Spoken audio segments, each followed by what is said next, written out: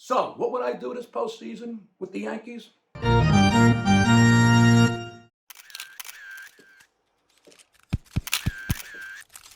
Hello, ladies and gentlemen, and other of the press. I thought it was important to talk about some of the stuff going on with the Yankees. So, if you control your bladders, stop picking your noses and listen up and get this over with. And you could all go back to your cubicles and fill in your coloring books. Stay within the lines. As you know, it looks like Baboon and S-Man are coming back for yet another year. Now, because I don't answer to anyone in the organization, including Shallow Hal, due to my unique contract with George Steinbrenner in 1973, I am more or less consigliere to the organization. I could only advise. I am the grand poobah of baseball operations for the New York Yankees. And here is my gut feeling. It feels like the definition of insanity again.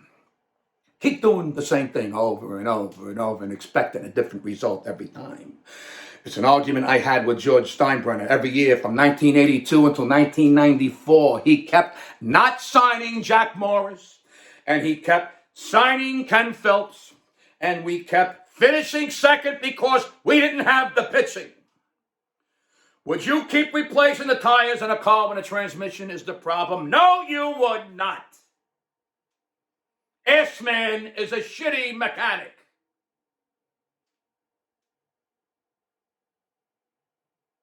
Why wouldn't you try something different? And I don't give a fucking shit how many games you win in the regular season. Look at Philly. 87 wins or whatever it was this year, but they're in the World Series. Why? Because they played good baseball when it mattered. And what does Baboon do every fucking year? He gets his teams up to play in June, not October. Those lineups were constantly bullshit for the birds. The whole second half of the year, it was an embarrassment. It was ridiculous. And a man in my position cannot afford to look ridiculous. But when you're facing the fucking Detroit Tigers' fifth starter in September, it doesn't matter. So what happens? So the players swing freely, and there's no pressure, and these dopey lineups worked okay. Just okay. But now you go into a short series with the best teams and deep, good pitching when elimination is in play, and the next thing you know, these guys had quivering balloon knots and their balls shriveled up into raisins. Print that!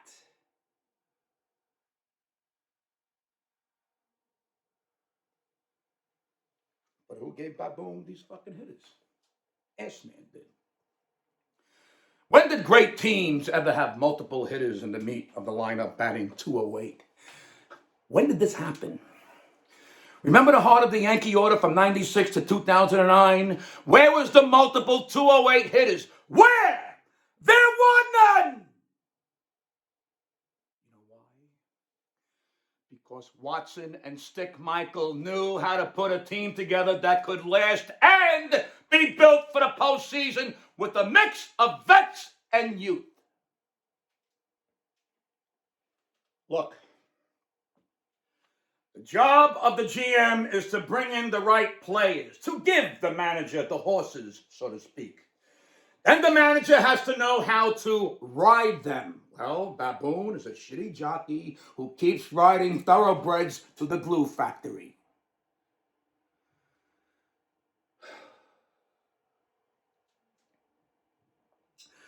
Let me talk about the World Series for 1 minute. Now, look, I love the city of Philly. South Philly is just like Brooklyn, and I love that. And I like the Phillies. I hate the Eagles, but that's only because that's what my father taught me. Look, I want the Phillies to win this World Series. I'm rooting hard for them. Why? Because I fucking hate the Houston Colt 45s. That's why. I love Philly, and I hate Houston. Plus, I know it tweaks the Mets fans because I don't really like the Mets. They're like the stepbrother you want to give wedgies after putting Ben Gay in their underwear.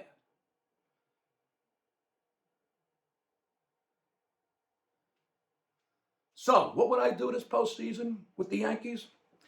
You go get DeGrom and Rodon. Am I fucking Dr. Seuss now? You just do. You get DeGrom and Rodon. Now your starting pitching is not only set, but you can go 5 deep with Nestor and maybe Sevy if you bring him back. Go out and get the best closer you can. Chapstick is gone. Bring back Judge if you can, but let Rizzo go and Donaldson and any other hitter you can. Go get a real leadoff hitter and bat LeMahieu too and put Benny at 5 or 6. You keep your catches. Combined, they give you 25, 80, 240, and great defense. That's fine. Get those young Oswalds sprinkled in there immediately next year. That's how you build a team of vets and youth with a pitching staff that will keep you in 140 games. But most importantly, you now have a pitching staff built for the postseason.